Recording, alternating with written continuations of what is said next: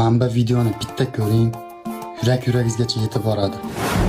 Oyimni zudlik bilan operatsiya qilishimiz kerak ekan. Shuning uchun uyingni sotishga majburman. Uyingni sotsang birinchi qo'shningga ayt degan gap bor. Bo'ldi qo'shni. O'zimiz olamiz. Voy, uyni biz tashlab ikki qavatli quramiz, a? Ha, xudo xohlasa. Abdullajon qancha so'rayapsan? Bugun maklerlik kelib baholab ketishdi. 80 mingga ketadi deyishdi. Lekin hozir operatsiyaga 30 ming juda ham zarur.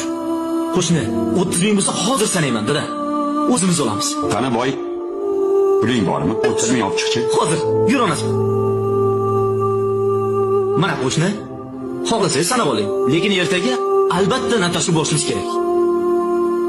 Abdulla, pulni ol. Oling. Topganingda berarsan.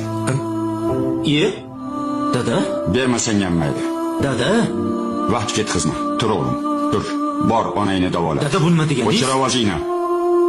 So'rab. Rahmat, babodir kerak. Bizi qarshi so'ramagan odam qolmagandi. Dada bekor qildingiz shu ishni. Biz unga qarz beradigan qarindoshimizmi? Yo akasimanmi, yo ukasimanmi? Shartta uyini sotib olish kerak edi, bo'ldi. Qo'shnilaringiz sizga mehribon bo'lib ketasiz-da, dada. O'chir ovozingni. Boyvachcha, onang olamdan o'tganda birinchi bo'lib bel bog'lab yonimda turgan yigit shu edi. Xotiningni dardi tutganda san safarda eding. Boring kasal bo'lganda kasalxonaga mana shu qo'shni olib bordi. Ha kelin, sizga bu kichkinalik qilib qoldimi? Kammi? Sig'mayaptimi? Birovning kulfatida manfaat topmoqchimisan? Jon qo'shning o'lim bilan olishib yotdi. Biror marta bir kosa ovqat olib chiqdilaringmi? Hol so'rab chiqdingmi?